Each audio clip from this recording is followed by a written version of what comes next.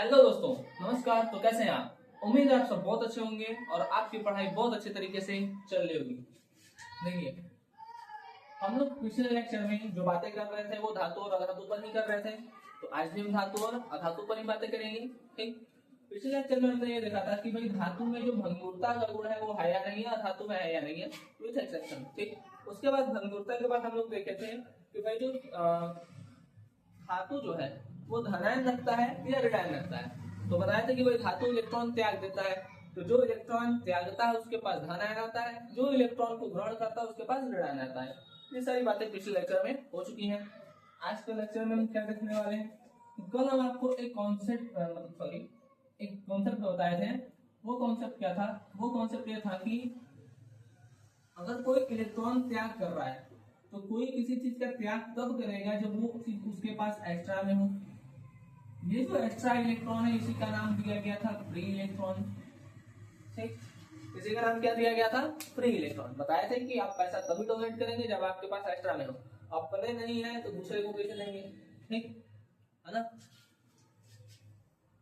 तो चलिए, एक दो टॉपिक और है, उसको यहाँ पर पढ़ते हैं और इस चीज को करते हैं खत्म। जो वर्गीकरण वाला था लगाएंगे हेडिंग धातु एवं अधातु। भाई वर्गीकरण कर रहे थे तो वही कर रहे हैं, तो किसी कारणवश पूरा नहीं हो पाया, नहीं तो कल हो जाता।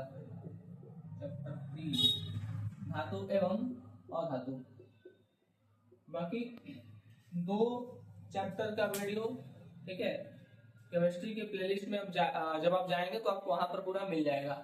ठीक है, आपको वहां पर क्या क्या बताया गया है, वहां पर आपके जो भी टॉपिक्स हैं ना वो डिस्कस किए गए हैं। फिर जो आपका ब्लूप्रिंट क्वेश्चन है उसको डिस्कस किया गया और लास्ट में ग्रीन पेज के क्वेश्चन को भी डिस्कस किया गया है। तो एक कंप्लीट चीजें आपको इस प्लेलिस्ट प्लेलिस्ट में मिल जाएगी। तो ठीक, चलिए आगे देखते हैं। चैप्टर 3 धातु एवं अधातु, मेटल एंड नॉन मेटल। ठीक, एक तरफ लिखेंगे धातु और एक तरफ लिखेंगे अधातु। कंपैरिजन से पढ़ रहे थे और जब कंपैरिजन हो जाएगा तो लास्ट में हम आपको रिवाइज भी करा देंगे। ठीक, आज हम जो देखेंगे वो देखेंगे चालकता। क्या देखेंगे? चालकता। तो हम देख लेते हैं कि जो धातु है वो क्या करता है। धातु इलेक्ट्रॉन का त्याग करता है। ये जो इलेक्ट्रॉन का त्याग कर रहा है ये इसके पास कैसा इलेक्ट्रॉन है? तो एक्स्ट्रा इलेक्ट्रॉन है। एक्स्ट्रा इलेक्ट्रॉन जो है वो उसी को हम क्या नाम दे दिए? Free electron. ठीक। और धातु अपने पास क्या बनाता है? पॉजिटिव। जो अधातु होता है, अधातु अपने पास कैसा इलेक्ट्रॉन रखता है? उसके पास एक्स्ट्रा इलेक्ट्रॉन नहीं होता बल्कि वो इलेक्ट्रॉन लेता है। अगर वो इलेक्ट्रॉन ले रहा है तो उसके पास नेगेटिव चार्ज आएगा। ठीक, इसके पास नो एक्स्ट्रा इलेक्ट्रॉन, मतलब इसके पास कोई एक्स्ट्रा इलेक्ट्रॉन नहीं होता है। ठीक, अच्छा, चलिए अब हम बात करते हैं धातु एवं अधातु के बारे में। देखिए, चालकता देखते हैं। धातु विद्युत तथा ऊष्मा का सुचालक होता है। ठीक, धातु विद्युत और ऊष्मा का क्या होता है? सुचालक होता है। ठीक है बात, सुचालक। धातु विद्युत तथा ऊष्मा का सुचालक होता है। ठीक, कोई भी करंट फ्लो कब करता है? जैसे मान लीजिए करंट लग रहा है तो करंट फ्लो होता है फ्री इलेक्ट्रॉन के माध्यम से। किसके माध्यम से? Free electron. तो फ्री इलेक्ट्रॉन है किसमें? धातु में है। तो करंट का फ्लो कौन कराएगा? धातु कराएगा। बात समझ आ गया? फ्री इलेक्ट्रॉन किसमें है? धातु में है। तो करंट का फ्लो कौन कराएगा? इलेक्ट्रॉन कराएगा। ठीक, इलेक्ट्रॉन जब फ्लो करते हैं तो उसी को हम विद्युत धारा कहते हैं। या फिजिक्स में जब इलेक्ट्रिसिटी पढ़ाएंगे हम आप लोग को तब उसमें हम डिस्कस करेंगे इस चीज को। ठीक है ना। अभी केमिस्ट्री क्या चल रहा है? केमिस्ट्री जैसे ही खत्म होता है तो उसके बाद हम केमिस्ट्री आज 11 तारीख है, 11 अगस्त। ठीक, ठीक है, लगभग अगस्त में खत्म हो जाएगा। तो अक्टूबर में जो चलेगा वो फिजिक्स। तो अक्टूबर में हमको लगता है फिजिक्स भी खत्म हो जाएगा। फिर नवंबर में आएगा बायो। ठीक है, तो ऐसे लाइन से सीधे लाइन चलते रहेंगे। ठीक है, समझ में गया? चलिए, तो क्या बता रहे थे? धातु विद्युत और ऊष्मा का क्या होता है? सुचालक होता है। ठीक, सुचालक का मतलब होता है कि इसमें इलेक्ट्रिसिटी का फ्लो होता है। मतलब अगर मान लीजिए एक तो स्विच है इससे, ठीक, इसके अंदर करंट आ रहा है इसके अंदर लोहे का रॉड डाल देंगे, ऐसे पकड़, लोहा पकड़ लीजिए, रॉड डाल दीजिए, ठीक। अगर आप मान लीजिए कि लोहा है, ठीक है, अगर इस लोहे को रॉड को, इस लोहे के रॉड को हम इसके अंदर डाल दिए, ठीक, इसमें तो करंट आ रहा है अंदर, हमको भी लग जाएगा। क्यों लगेगा? क्योंकि कहीं ना कहीं यहाँ से इलेक्ट्रॉन आ रहे होंगे, इलेक्ट्रॉन का फ्लो हो रहा होगा, ठीक, तभी तो इस सिरे से इस सिरे पे आए। अगर फ्लो नहीं होता तो इस सिरे से इस सिरे पे नहीं आते और हमको करंट नहीं लगता। जैसे लकड़ी में नहीं होता है तो नहीं लगता, ठीक है, प्लास्टिक में नहीं होता तो नहीं लगता, रबड़ में नहीं होता तो नहीं लगता, लेकिन लोहे में होता है। जैसे ही करेंगे तो हमको विषम से मार देगा। इसका मतलब करंट का फ्लो हो रहा है, और किस में हो रहा है? मेटल में हो रहा है। क्यों हो रहा है? क्योंकि उसमें फ्री इलेक्ट्रॉन है, ठीक है बात। तो फ्री इलेक्ट्रॉन की मदद से ही जो इलेक्ट्रिसिटी होता है वो फ्लो करता है, ठीक। तो कहने का मतलब है कि जो धातु है विद्युत का सुचालक है, मतलब धातु विद्युत को फ्लो कराता है। एग्जाम्पल जैसे अभी बताएं, लोहा, ठीक है, कॉपर, ये सब है, एक्सेट्रा। अब बात कर लेते हैं अपवाद का। अपवाद, अपवाद, ठीक, अपवाद बात करते हैं। अपवाद में हम ले लेते हैं टंगस्टन। टंगस्टन, टंगस्टन एकदम हीट होता रहेगा, होता रहेगा, होता रहेगा, होता रहेगा, ठीक है। टंगस्टन क्या होता है? हीट होता है, लेकिन एक जगह से दूसरी जगह तक फ्लो नहीं कराता है, ठीक है। टंगस्टन जैसे बल्ब में, एक बल्ब है, तो बल्ब में, ठीक है, जो ये मतलब घूम घूम घूम घूम करके जो घुमा घुमा हुआ रहता है, ठीक है, वो टंगस्टन ही होता है, ठीक है। जैसे सूर्या बल्ब जो लोग देखे होंगे, तो सूर्या बल्ब में ना ऐसे एक तो ऐसे स्प्रिंग टाइप का होता है, ठीक, एक मिनट, ऐसे एक तो स्प्रिंग टाइप का होता है, ठीक, ऐसे ऐसे करके आता है, ठीक। तो ये जो स्प्रिंग टाइप का है ये टंगस्टन है, और ये बहुत तेजी से हीट होता है, ठीक है। और ये इतना हीट होता है कि फिर उसमें से ग्लो निकलने लगता है, जो हमको लाइट के रूप में दिखता है, ठीक है। तो ये फ्लो नहीं कराता है, जबकि सब फ्लो करा रहे हैं, फ्लो नहीं करा रहा है, ठीक है। इसको भी हम विद्युत धारा कोष्मीय प्रभाव का जब हम उपयोग पढ़ेंगे, जैसे प्रेस पढ़ेंगे, ठीक है, बल्ब पढ़ेंगे, और फ्यूज पढ़ेंगे, हीटर पढ़ेंगे, तो उसमें हम टंगस्टन के बारे में समझेंगे कि क्यों नहीं होता है, ठीक है। चलिए, तो धातु में हमको क्या पता चला? धातु विद्युत तथा उसमें सुचालक होता है, मतलब फ्लो कराता है, लेकिन कुछ ऐसा है जो फ्लो नहीं भी कराते हैं। और धातु, ये विद्युत, यह विद्युत तथा उष्मा का कुचालक होता है।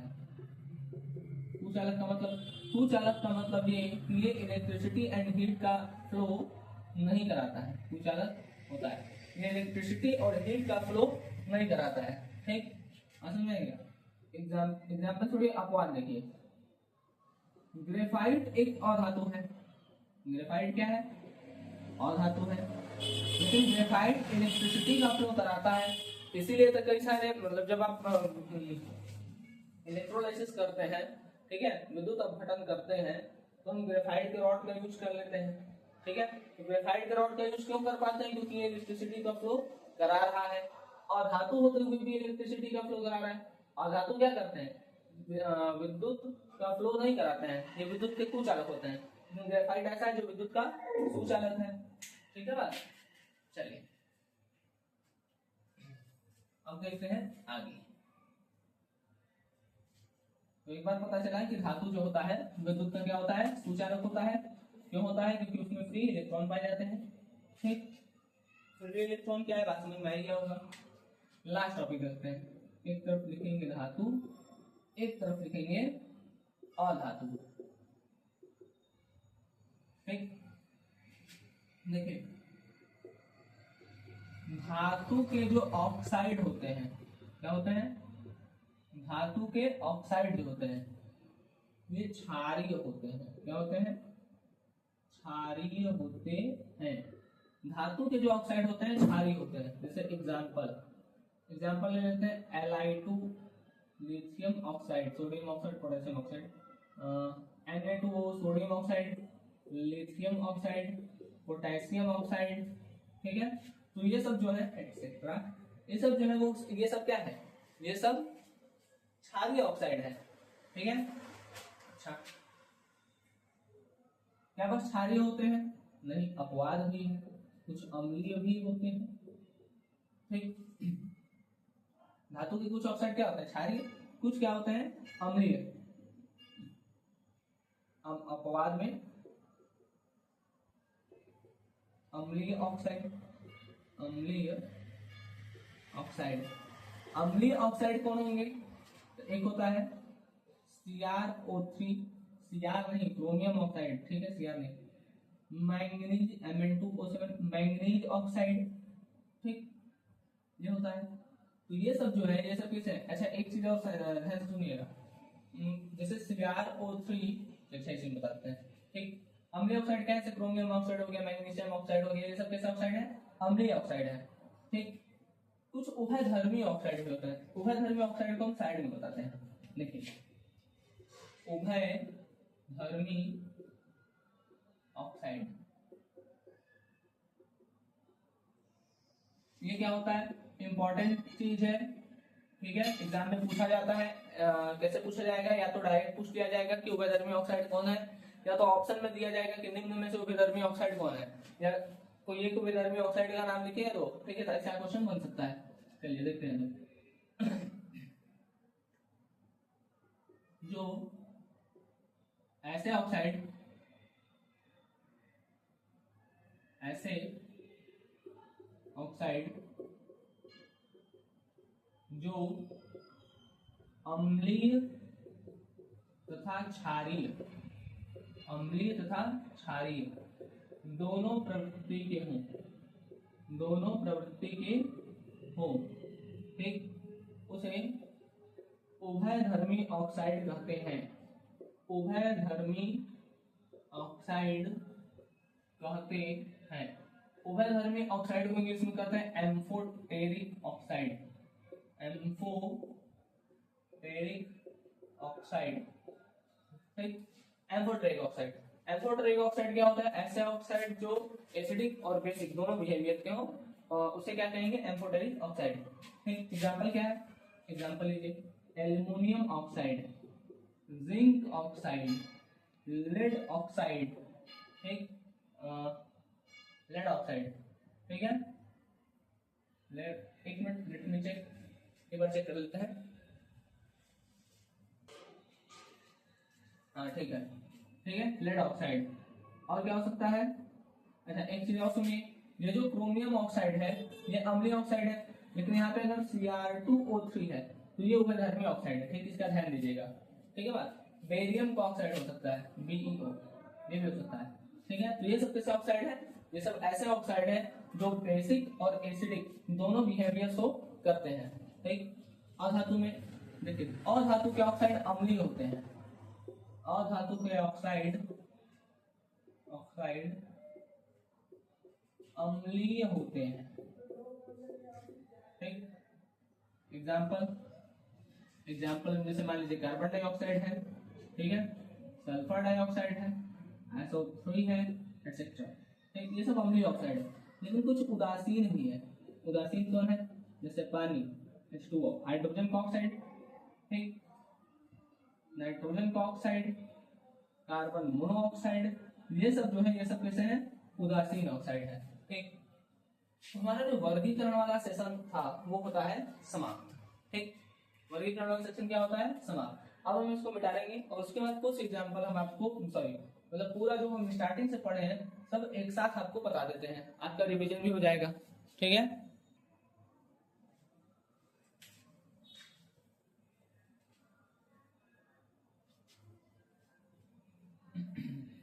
चलिए तो फट से रिवीजन कर लेते हैं, ठीक है। एक तरफ लिखेंगे धातु, एक तरफ लिखेंगे अधातु, ठीक, और एक्सेप्शन के साथ रिवीजन करेंगे, ठीक है। चलिए स्टार्ट करते हैं। सबसे पहला बात क्या किए थे? पहला बात किए थे कि धातु के पास 1, 2 या 3 इलेक्ट्रॉन होता है, और धातु के पास 4, 5 या 6 या 7 इलेक्ट्रॉन होता है, ठीक। इसमें एक्सेप्शन था हाइड्रोजन, इसमें भी एक्सेप्शन था हाइड्रोजन, ठीक। दूसरा, ये क्या होते हैं? जनरली सॉलिड होते हैं, ठीक। ये सॉलिड, लिक्विड और गैस तीनों स्टेट में पाए जाते हैं। ये सॉलिड होते हैं, लेकिन कुछ ऐसे धातु हैं जो लिक्विड होते हैं, जैसे पारा या मरकरी, ठीक। तीसरा बात किए थे कि इनमें एक विशेष चमक पाया जाता है, ठीक है, लेकिन अपवाद में था लेड, इसमें विशेष चमक नहीं होता है। अपवाद में था ग्रेफाइट और हीरा। चौथा बताए थे कि ये कठोर होते हैं, ठीक, ये कठोर नहीं होते हैं, ठीक। इसमें कुछ एक्सेप्शन था, जैसे सोडियम पोटेशियम, उसके साथ लिथियम भी याद रखिएगा, ठीक है। और इसमें हीरा। पांचवें बात पे आए थे, पांचवें बात पे हम किए थे कि भाई इसके पास तन्यता होती है, ठीक, इसके पास तन्यता नहीं होती है। छठा बात किए थे इसके पास आघात वर्धनीयता होती है, आघात वर्धनीयता होती है, इसके पास आघात वर्धनीयता नहीं होती है। इसमें तन्यता में एग्जांपल, तन्यता मतलब था कि खींच करके तार बनाना, ठीक है। 1 ग्राम गोल्ड से आप 2 किलोमीटर लंबा वायर बना सकते हैं, ठीक। ऐसा गुण इसमें नहीं है, एक्सेप्शन में था कार्बन फाइबर, ठीक। आघात वर्धनीयता ऐसा गुण कि पीट पीट करके चादर बना देते हैं, ठीक है। सबसे पतला सेट सोने का बन सकता है, इसमें ऐसा कोई गुण नहीं था। सातवां बात किए थे इसके बारे में, भंगुरता के बारे में बात किए थे। धातु भंगुर नहीं होते हैं, ठीक है, लेकिन एक्सेप्शन में था जिंक। ये भंगुर होते हैं, इसमें एग्जांपल में था, ठीक है। इसमें देखिए एक्सेप्शन में था जी, इसमें एग्जांपल में अधातु भंगुर होते हैं, ठीक है। एक्सेप्शन में था आपका ये, सॉरी एग्जांपल में था आपको ग्रेफाइट, ठीक है, एग्जांपल में था। और क्या बात किए थे, बात किए थे कि ये धनायन बनाते हैं और ये ऋणायन बनाते हैं। धनायन बनाते हैं मतलब इसके पास फ्री इलेक्ट्रॉन है, और इसके पास फ्री इलेक्ट्रॉन है तो ये क्या करेगा, ये करंट का फ्लो कराएगा, मतलब ये विद्युत का सुचालक होगा, और ये विद्युत का सुचालक नहीं होगा तो ये क्या होगा, कुचालक होगा, ठीक है। इसका जो ऑक्साइड होता है वो क्षारीय होता है, और इसका जो ऑक्साइड होता है वो अम्लीय होता है।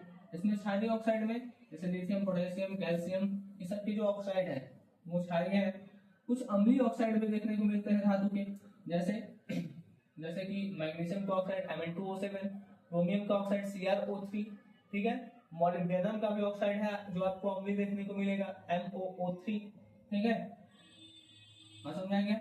अच्छा, कुछ इसमें आपको उभयधर्मी ऑक्साइड भी देखने को मिलते हैं, जैसे लेड ऑक्साइड, ठीक है, जिंक ऑक्साइड, एल्युमिनियम का ऑक्साइड, ठीक।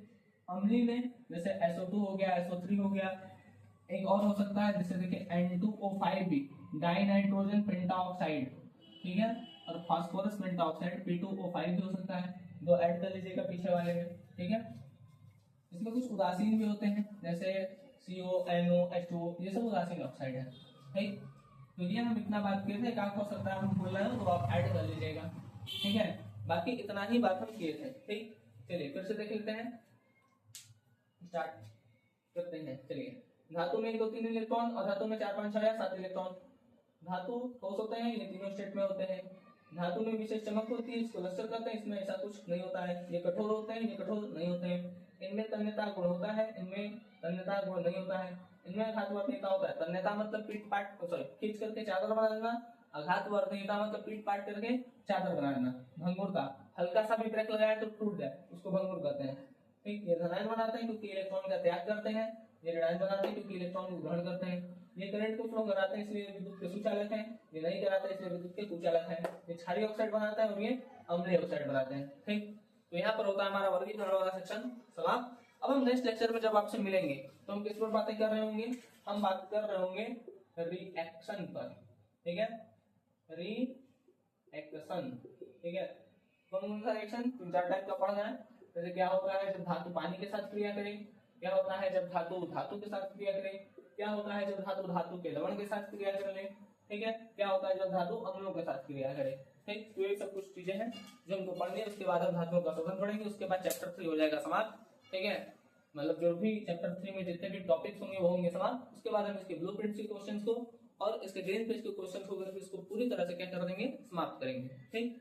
चलिए, तो मिलते हैं आपसे अगले लेक्चर में, तब तक के लिए धन्यवाद। जय हिंद। आप लोग अच्छे से पढ़ाई करते रहे।